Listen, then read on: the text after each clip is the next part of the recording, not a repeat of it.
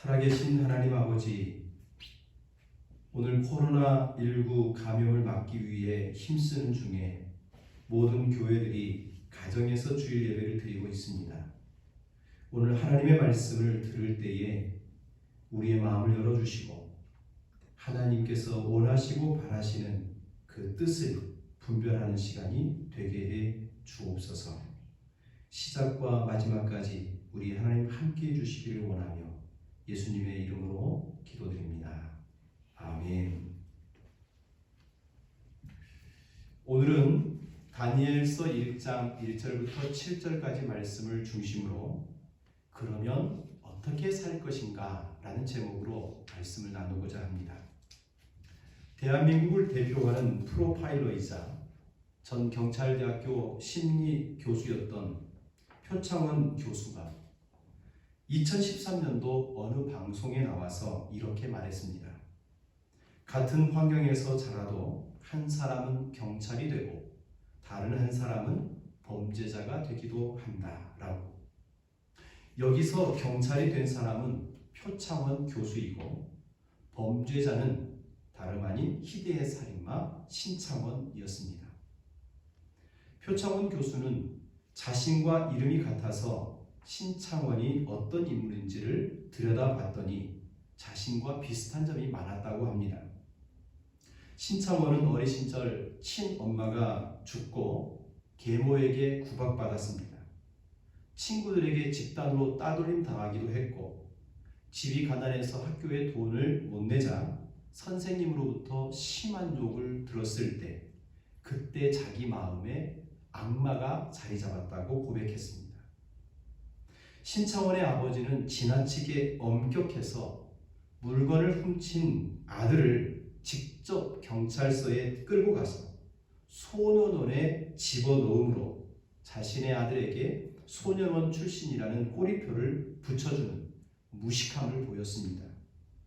엄마는 없고 선생님은 욕을 하고 친구들에게 따돌림을 당하고 아버지는 범죄자 꼬리표를 붙여주는 그런 환경에서 신창원은 세상에 적응하지 못하고 범죄자, 살인자가 되고 말았습니다.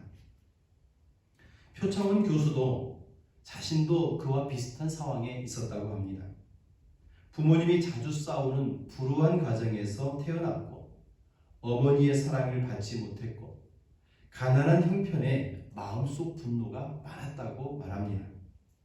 동네에서 소문난 싸움꾼으로 패싸움에 휘말려 정신을 잃기도 했고 수가 틀리면 말보다 주먹이 앞서는, 그래서 형과 말다툼하다가 칼을 휘둘러 형에게 상처를 입히는 문제아였다고 고백했습니다.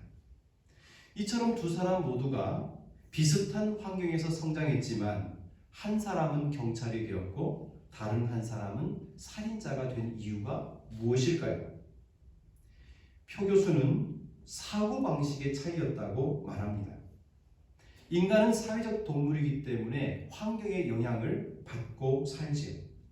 하지만 주어진 환경을 어떻게 받아들이냐에 따라서 그 상황에 따라 어떻게 마음을 결정하는 그 방식에 따라서 인생이 달라질 수 있다는 겁니다. 벤자민 팔버라는 사회학자는 난 세상을 힘이 약한 사람, 센 사람 혹은 성공과 실패로 나누지 않는다. 나는 세상을 배우는 사람과 배우지 않는 사람으로 나눈다라고 말했습니다. 이 사회학자의 말을 빌리자면 표창원 교수는 자신에게 주어진 불우한 환경을 극복하는 법을 배운 사람입니다. 반면에 신창원은 주어진 환경에서 배우지 못하고 지배당하여 어려운 인생을 살게 된 것이죠. 그러므로 주어진 어려운 상황 속에서 배울 것을 배우고 고칠 것을 고치고 마음과 생각의 태도를 새롭게 바꿀 수 있다면 그 인생은 얼마든지 달라질 수 있는 겁니다. 성도 여러분, 지금 우리는 어떤 시대를 살고 있습니까? 지난주에 말씀드린 대로 한국교회는 140년 선교 역사상 가장 힘들고 어려운 시대를 살고 있습니다. 코로나 바이러스 확산을 방지하는 현실적인 문제 때문에 주일 예배조차 드릴 수 없는 형편입니다. 한국 교회는 신천지나 별 차이가 없다는 비판을 직면하고 있습니다.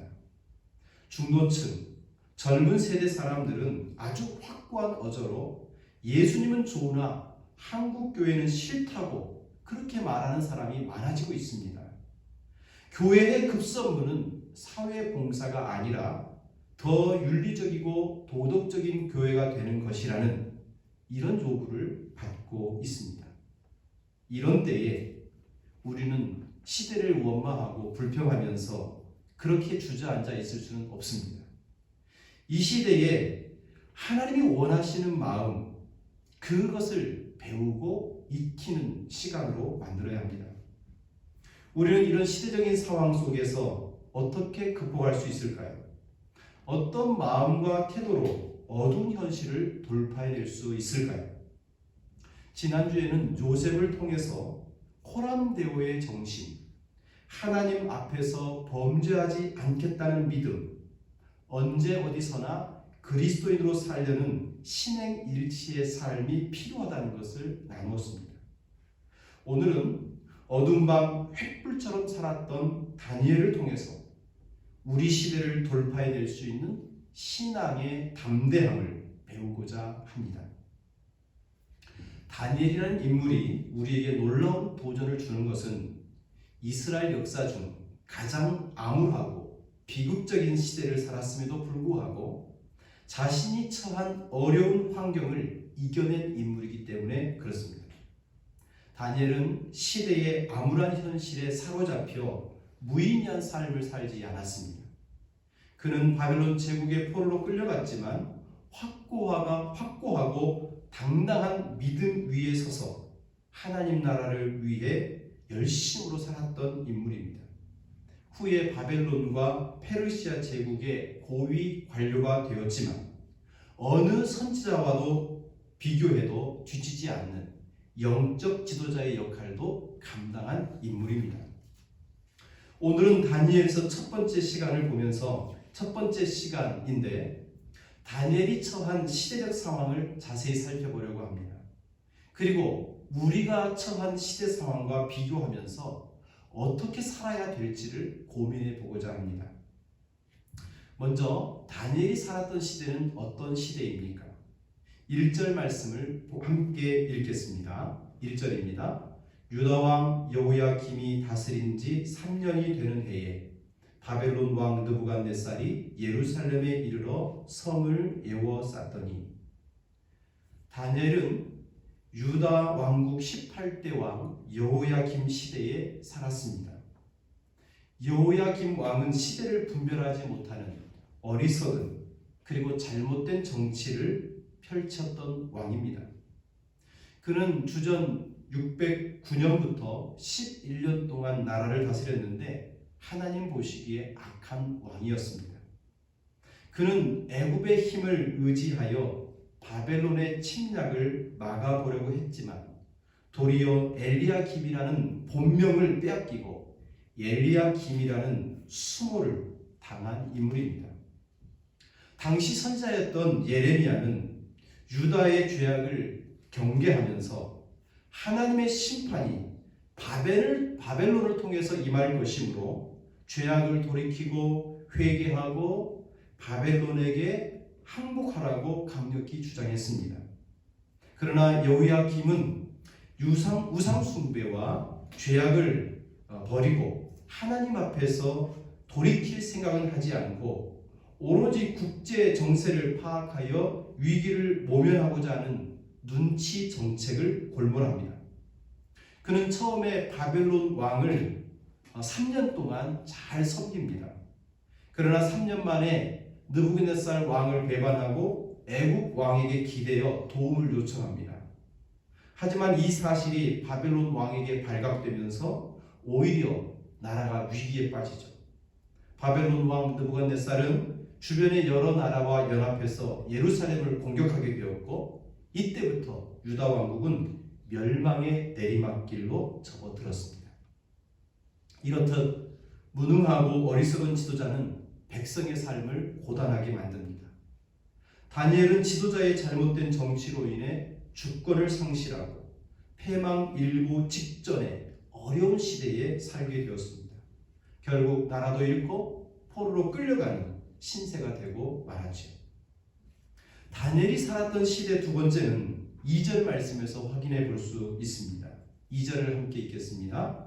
주께서 유다왕 여호야김과 하나님의 전 그릇 얼마를 그의 손에 넘기시매 그가 그것을 가지고 신할 땅 자기 신들의 신전에 가져다가 그 신들의 보물 창고에 두었더라. 다니엘이 살았던 시대는 하나님의 진노가 임하던 시대였습니다. 오늘 본문 2절에서 보았던 것처럼 하나님께서는 여호야김 왕과 성전의 기구들을 바벨론 사람들의 손에 넘겼다고 했습니다. 이것은 하나님께서 이스라엘의 죄악에 대하여 진노하시고 징계를 시작하셨다는 뜻입니다. 하나님께서는 노하기를 더디하시는 분입니다. 하지만 지도자부터 백성에 이르기까지 모두가 하나님을 떠난 타락한 상태였기 때문에 하나님께서는 이들을 돌이키도록 하기 위하여 징계를 내렸던 것입니다. 이런 하나님의 진노가 임하는 시대는 진정한 회개만이 살 길입니다. 하지만 그 당시 누구도 하나님의 진노 앞에서 하나님께로 돌이킬 생각을 하지 않았습니다. 그래서 눈물의 선지자 예레미야는 다니엘이 살았던 그 시대 사람들에게 어리석고 지각이 없으며 눈은 있어도 보지 못하며 귀는 있어도 듣지 못하는 백성이라고 꾸짖었던 것입니다. 회개하지 않는 백성을 향하여 하나님의 진노가 폭발하던 시대, 바로 이런 시대 속에 다니엘은 내던져진 것입니다. 세 번째로 다니엘이 살았던 시대는 바벨론 학문을 억지로 배워야 하는 시대였습니다. 3절과 4절 말씀을 보십시오.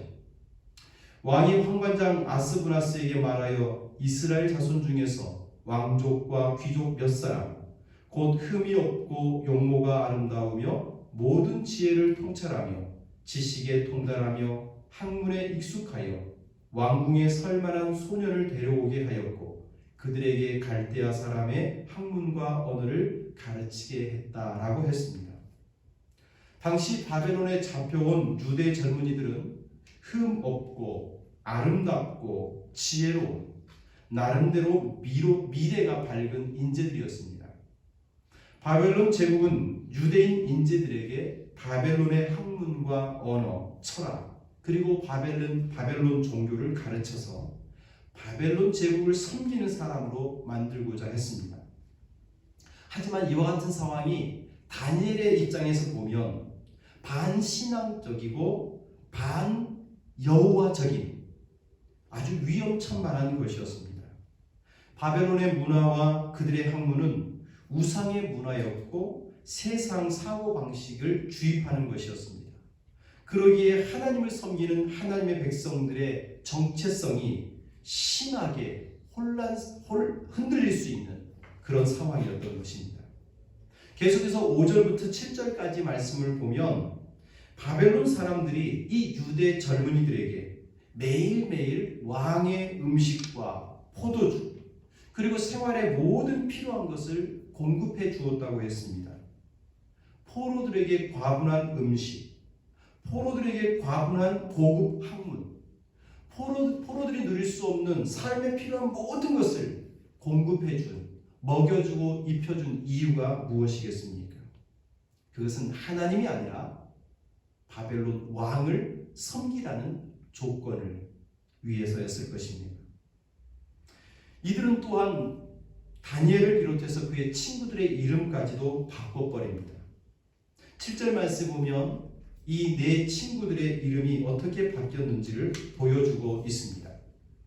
다니엘, 하나님은 나의 심판자라는 이름을 벨드사살, 베리어, 나의 생명을 보호하소서. 하나냐, 여호와는 은혜로우시다라는 이름의 뜻을 사드라, 달신, 아쿠의 명령, 미사엘, 누가 하나님과 같은가 라는 이름을 메삭, 누가 달신, 아쿠와 같은가, 아사랴 여호와가 도왔다라는 뜻을 아벳느고 바벨론 신 느고의 종이라는 이름으로 바꿔버립니다. 여러분, 이 네 이름의 특징은 모두가 다 바벨론 신들의 이름을 포함하고 있다는 것입니다. 서로가 서로에게 바벨론식 이름을 부를 때 알게 모르게 바벨론의 우상을 찬양하고 경배하는 사람으로 변할 수 있었던 것이죠. 이와 같이 다니엘을 비롯한 그의 동료들은 어리석은 지도자 때문에 고통받는 시대에 살았습니다. 하나님의 진노로 인하여 나라가 빼앗기고 바벨론 포로로 끌려가게 되었고, 하나님 말씀이 아닌 바벨론의 언어와 학문을 억지로 배우고 익혀야 했습니다. 부모님이 지어준 이름 대신에 우상의 이름을 달고 살아야 했고, 하나님 백성의 정체성을 위협받고 신앙인의 삶까지 박탈당할 위기 가운데 던져진 것입니다. 다니엘이 살았던 시대는 이렇게 어둡고 비극적인 시대였습니다. 성도 여러분, 그렇다면 오늘 우리는 어떤 시대에 살고 있습니까? 우리나라 그리고 이 시대를 바라보십시오. 지도자들이라는 사람들, 그들 때문에 우리가 행복합니까? 아니면 불행하다고 느끼십니까? 우리 시대에 나라와 교회 중에 지도자 찾아보기가 쉽지 않습니다.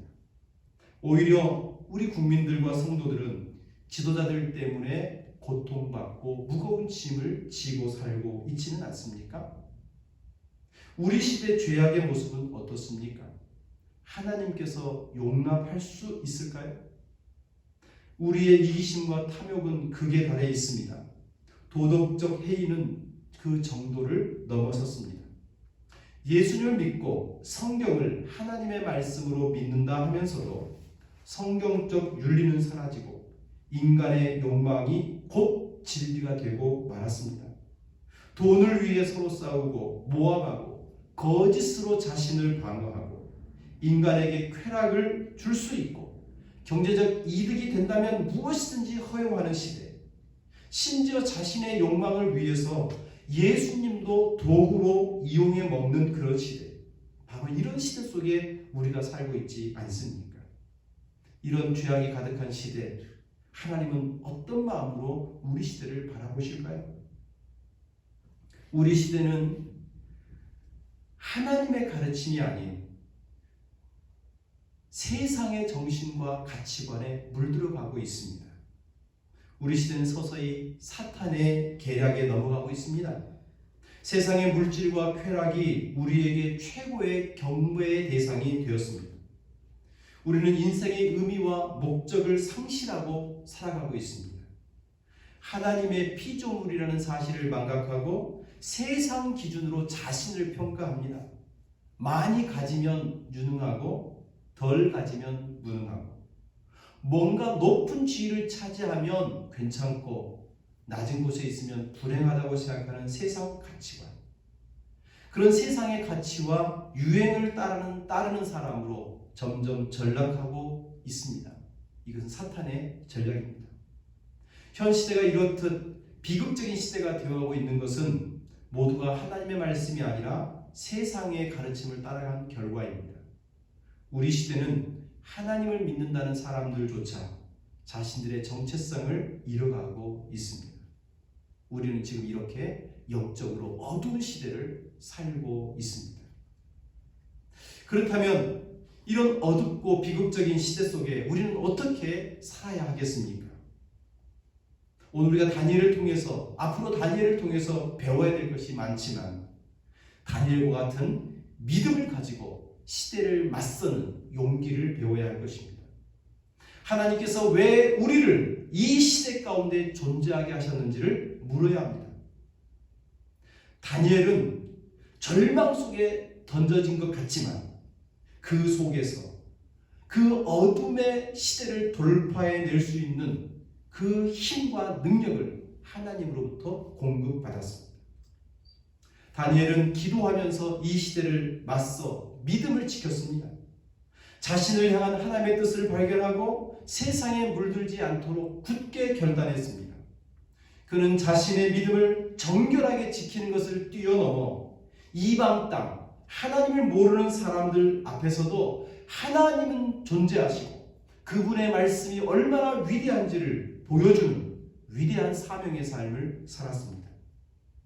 모든 것이 암울한 이 시대에 우리도 지금 그 한복판에 서 있습니다. 코로나 바이러스 때문에 일상의 삶도 흔들리고 지구촌도 흔들립니다.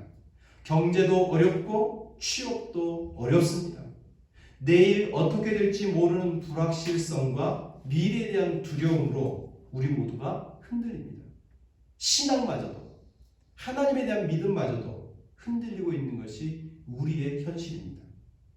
하지만 우리는 이런 시대 앞에 시대를 탓하고 원망하고 그렇게 주저앉아 있을 수는 없습니다. 왜 우리가 이런 시대 속에 살게 되었는지를 하나님께 물어야 합니다. 시대를 원망하고 시대를 비관해서 난 할 수 없어 자포자기해서는 안 됩니다. 나는 참 운이 없는 사람이구나 그렇게 탄식하며 우리의 소중한 시간을 낭비해서도 안 됩니다. 우리는 하나님께서 우리를 이 시대 가운데 살게 하신 이유를 찾아야 합니다. 하나님께서 무엇을 위해 우리를 부르시고 계신가를 깊이 생각하고 배워야 합니다. 우리는 매일 하나님의 말씀을 통해 우리 자신이 어떤 존재인지를 발견해야 됩니다. 그리고 하나님의 말씀을 통해 우리가 어떤 삶을 살기를 원하시는지 그 하나님의 마음을 배워야 합니다. 꼭 우리의 삶이 멋지고 아름답지 않다 할지라도 이 시대를 맞서 싸우는 열정만큼은 포기해서도 안 됩니다. 더욱 굳건한 믿음을 가지고 이 시대를 돌파해내리라는 그런 굳은 믿음의 결단이 필요합니다. 이 시대 속에 보이지 않지만 하나님이 보이지 않는 것처럼 사단이라고 하는 존재도 보이지 않습니다. 그러나 사단은 하나님의 뜻을 거역하라고 계속 종용합니다. 사단은 하나님의 뜻에 살아가며 하나님의 뜻에 순종하며 살아가려는 사람들을 압박하고 있습니다. 다니엘 시대에 뛰어난 청년들은 바벨론의 학문으로 변질되는 위기를 맞았습니다. 그렇게 유대의 젊은이들을 바벨론의 학문으로 변절시키려 했던 것처럼 하나님 나라를 책임질 우리 자녀들, 우리 젊은이들, 그리고 우리 성도들을 세상의 언어, 세상의 문화, 세상의 가치관으로 우리의 신앙을 마비시키려고 하고 있습니다. 하나님 백성으로서의 정체성을 빼앗으려 했던 바벨론의 정책이 우리 시대에도 그대로 적용되고 있습니다. 우리 자녀들, 청소년들을 넘어 기성세대들도 이 시대의 문화가 주는 그 매력에서 쉽게 헤어나오지 못하고 있습니다. 스마트폰, 매일매일 접하는 인터넷, 유튜브, 음란한 영화, 그리고 세상에 쾌락을 주는 많은 즐거운 것들, 그런 유혹을 떨치는 게 참 쉽지 않습니다. 그러나 기억해야 됩니다. 유혹은 달콤한 것이 아니라 끔찍한 덫이라는 사실. 사탄이 우리 구주 예수 그리스도까지 시험하고 유혹했다는 것 아시죠? 사탄은 예수님의 모든 능력을 하나님의 뜻을 위해 쓰지 못하도록 그 능력과 힘을 예수님 자신을 위해 쓰라고 유혹했습니다. 십자가의 길, 구원의 길, 고난의 길, 그러나 그것을 통하여 인류를 구원하시고자 하는 하나님의 뜻보다 십자가를 포기하고 편안하게 쉽게 살라고 자꾸만 유혹했습니다. 지금 이 시대 사탄은 우리에게 동일하게 유혹하고 있습니다. 하나님의 뜻대로 어렵게 살기보다는 세상의 유행을 따라 풍습을 따라 편하게 쉽게 즐겁게 살라고 말합니다. 성도 여러분, 이번 한 주간 살아가시면서 쉬운 것보다 어려운 것을 한번 도전해 보면 어떨까요? 여러분, 휴대폰 안 보는 거 제가 보기에는 매우 어려운 일입니다. 유튜브를 즐겁게 보던 사람이 끊는 것 어려운 겁니다. 보지도 않던 성경을 펴서 읽는 것 굉장히 어려운 일일 것입니다. 그러나 그 어려운 일들은 하나님을 기쁘게 하는, 어쩌면 하나님께서 우리에게 바라시는 일일지도 모릅니다. 어렵지만 하나님이 기뻐하시는 가치 있는 일이죠. 그 어려운 것을 한번 실천해 봅시다. 사탄은 계속해서 우리가 하나님 뜻에 순종하는 것을 못하도록 방해할 것입니다. 그러나 오늘 우리는 하나님 뜻이라면 기꺼이 어렵지만 힘들지만 한번 해버리라, 이런 마음을 갖는 것이 다니엘의 마음이라고 생각합니다.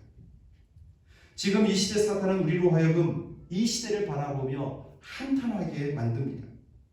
많은 그리스도인들이 자신의 재능과 시간을 쾌락을 위해서 허비하게 만들고 하나님 뜻보다 인간의 탐욕과 만족을 위해 살아가도록 계속 유혹하고 있습니다.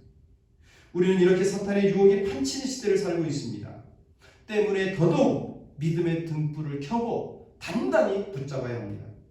우리는 매일매일 순간순간 믿음으로 하나님 앞에 서야 합니다. 어떻게 살아가야 하는지, 무엇을 하며 살아야 할지 하나님께 물어야 합니다. 믿음으로 당당히 시대를 극복하고 하나님을 위해 열정을 가지고 일해야 합니다. 그렇게 하지 않으면 우리 모두 사단의 노예로 전락하게 됩니다. 이제 다니엘과 같은 믿음의 결단을 우리 함께 했으면 좋겠습니다. 어떤 상황, 어떤 형편에도 나는 하나님을 섬기는 하나님의 백성이다. 나는 하나님의 자녀다. 누가 보든지 아무도 보지 않는 곳에서도 나는 그리스도인이다. 그런 정신으로 하루하루 살아가기를 소망합니다. 그리하여 하나님 말씀 붙잡고 어두운 시대를 당당히 극복하는 믿음의 소유자들 되시기를 주님의 이름으로 축복합니다. 아멘. 다 같이 우리 기도하겠습니다. 하나님 아버지, 참 어려운 시대를 살고 있습니다. 코로나 때문에 현실적인 어려움도 있지만 하나님 백성으로 믿음의 정체성을 지키는 것이 참 힘든 시대입니다. 사단은 세상의 가치관과 세상의 문화와 세상의 철학으로 우리로 하여금 쉬운 길, 편안한 길 가라고 자꾸만 유혹합니다. 하지만 육체의 정욕과 육체의 쾌락을 위해 살면 달콤한 것이 아니라 오히려 사탄의 덫에 걸린다는 사실을 기억하게 해 주옵소서. 이제 이 한 주간 살면서 힘들지만 어렵지만 하나님이 무엇을 원하는지 깨닫고 하나님이 원하신 대로 한번 힘써 노력하는 믿음의 결단을 하고자 합니다. 하나님이 원하시는 것 기쁨으로 순종할 수 있는 우리가 되게 해주시고 하나님의 나라와 영광을 우리의 삶 가운데 실현하고자 믿음으로 살아가는 우리 기쁨 성도 되게 하여 주옵소서. 예수님의 이름으로 기도드립니다. 아멘.